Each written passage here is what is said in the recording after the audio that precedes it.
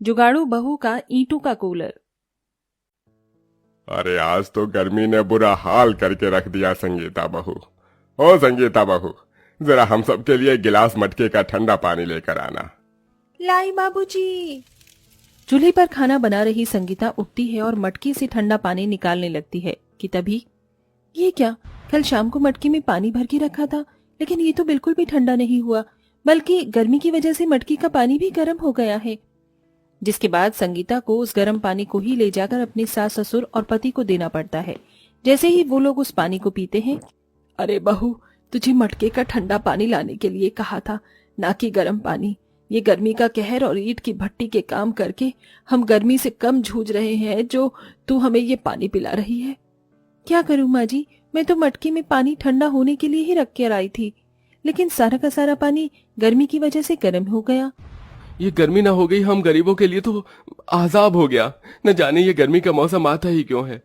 अपने पति और सास ससुर की बात सुन संगीता को उनके लिए काफी बुरा लगता है, जिसके बाद वो सभी ना चाहते हुए भी उस गर्म पानी को पी लेते हैं। ऐसे ही शाम होती है और हर रोज की तरह संगीता अपने घर के आंगन में लगे पौधों को पानी दे रही होती है। संगीता के आंगन में ढेर सारे पौधे, घास थी। संगीता सबको पानी दे ही रही होती है कि तभी वो देखती है, ये क्या, इतनी गर्मी हो रही है, लेकिन फिर भी ये सारी घास और इसकी मिट्टी इतनी ठंडी है।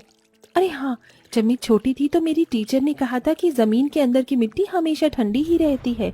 अगर मैं इनकी मदद से पानी को ठंडा रख पाई तो मेरे परिवार वाले भी इस गर्मी में ठंडा पानी पी सकते हैं। संगीता आंगन से ढेर सारी मिट्टी उठाती है और फिर उसे अच्छे से गिलाकर मटके के चारों तरफ उस मिट्टी को लीप देती है। साथ ही साथ उसके ऊपर ढेर सारी घास लगाकर बाहर से पानी की छींटे मारकर अंदर पानी भर देती है और सिर्फ कुछ ही घंटे में मटके का पानी बिल्कुल फ्रिज के पानी जितना ठंडा हो जाता है। रात को खाने के बाद जैसे ही सभी लोग उस मटके का पानी पीते हैं, अरे बहू, तेरे जुगाड़ से तो सच में ये पानी ठंडा हो गया। अपने परिवार वालों को इतना खुश देख संगीता भी बहुत खुश होती है और ऐसे ही कुछ दिन गुजर जाते हैं। संगीता और सुमित्रा मिलकर एक दिन आंगन में कपड़े धो रही होती हैं। बहू, जरा जाकर हैंडपंप से एक बाल्टी पानी लेकर आना, कपड़े खंगालने हैं। संगीता जैसे ही हैंडपंप चलाकर पानी भरने लगती है तो उस हैंडपंप में से ठंडे पानी की जगह गर्म पानी निकलने लगता है, जिसे देख गर्मी की वजह से हैंडपंप से भी गर्म पानी आ रहा है। अब हम क्या करें? इतनी भयंकर गर्मी में दोनों सास बहू के लिए गर्म पानी में कपड़े धोना नामुमकिन था, जिसके चलते अब दोनों सास बहू परेशान होने लगती हैं कि तभी संगीता के मन में एक और नया जुगाड़ आता है और वो जल्दी से 2-3 बोरी लेकर उसे गीला कर हैंडपंप पर बांध देती है। थोड़ी देर बाद संगीता जैसे ही हैंडपंप चलाती है तो उसके अंदर से ठंडा पानी आने लगता है। अरे वाह मेरी जुगाड़ू बहू, तूने तो इस हैंडपंप के पानी को भी ठंडा कर दिया, नजर न लगे मेरी जुगाड़ू बहू को। संगीता हमेशा अपने किसी न किसी जुगाड़ से गर्मी को दूर करने की कोशिश किया करती थी, लेकिन बढ़ती गर्मी की वजह से सबका हाल बेहाल हो गया था। अरे बाप रे बाप, मुझे तो ऐसा लग रहा है कि मैं अभी भी इनकी भट्टी में ही काम कर रहा हूँ। अरे अब तो इस गर्मी में इस घर में रहना दुश्वार हो गया है। बेटा, इस टीन की छत की वजह से ये सब हो रहा है। सोचा था इस साल इस टीन की छत को हटवाकर और पत्थर की छत बनवाऊंगा, लेकिन पैसों की कमी के चलते इसे न कर सका। टीन की छत होने की वजह से गर्मी में टीन बहुत जल्दी गर्म हो जाया करती थी, जिससे संगीता का पूरा घर ईंट की भट्टी की तरह गर्म हो जाता था। संगीता, अब तो तुझे अपने जुगाड़ से इस गर्म छत को ठंडा करने के बारे में सोचना ही होगा, वरना इस गर्म छत के नीचे तो हम लोग और ज्यादा दिन तक रह नहीं सकते। संगीता आंगन में बैठी बैठी इतना सोच ही रही होती है कि तभी उसकी नजर हैंडपंप पर जाती है, जिसको संगीता ने बोरे से बांध रखा था।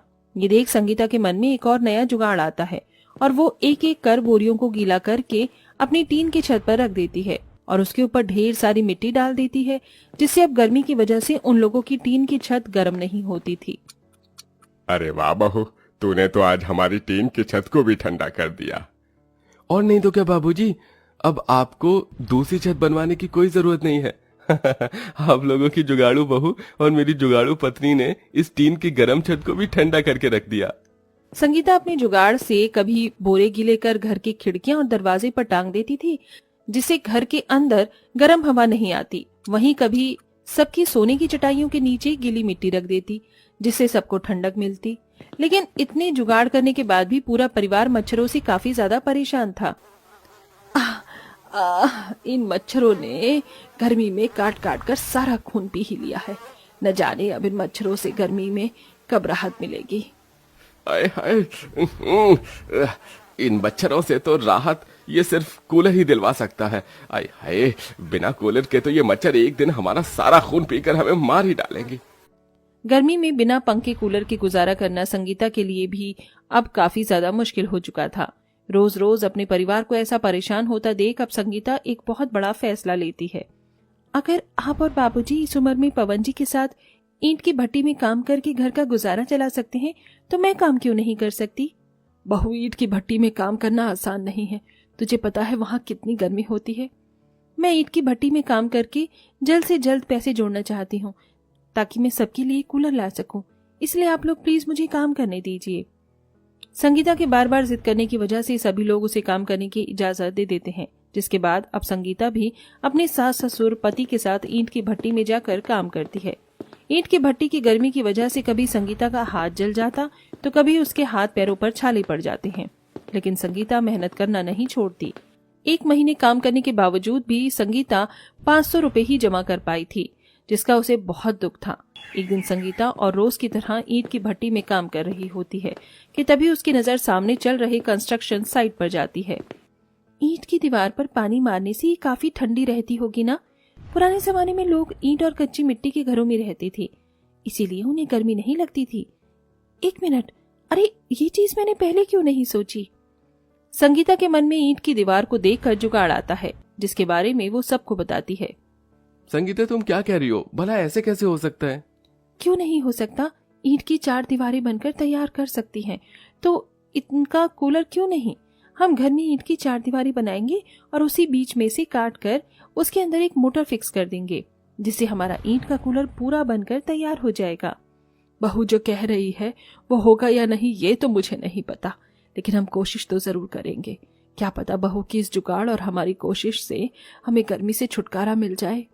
सुमित्रा और संगीता की बात सुन पवन और रघु इस बात के लिए मान जाते हैं, जिसके बाद अब संगीता सबके साथ मिलकर ईंट की मदद से कूलर के आकार का ढांचा तैयार करती है और उसके अंदर मोटर लगाकर उसके चारों तरफ गीली मिट्टी और घास एक कपड़े की मदद से बांध देती है और उस पर पानी छिड़क देती है, जिससे जैसे ही अब वो लोग प्लग लगाकर बटन चालू करते हैं तो उस ईंट के कूलर के अंदर से बिल्कुल ठंडी ठंडी हवा आती है।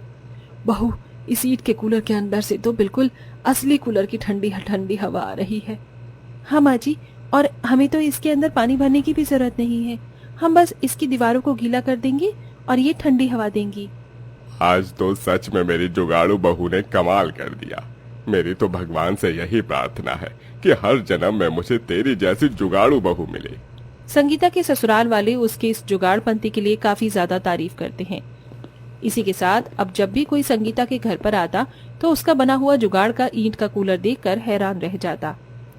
संगीता बहू, तेरा ईंट का कूलर तो सच में काफी ज्यादा बढ़िया है। हम लोग भी तुम्हारी तरह ही गरीब परिवार से हैं। अगर तुम हमारे लिए भी ऐसे ही ईंट का कूलर बनाओगी तो ज्यादा नहीं, लेकिन मैं तुम्हें थोड़े पैसे तो दे ही दूंगी। क्या तुम मेरे परिवार के लिए भी ईंट का कूलर बनाओगी? हाँ काकी, क्यों नहीं, मैं जरूर बनाऊंगी आपके परिवार के लिए अपनी जुगाड़ से ईंट का कूलर।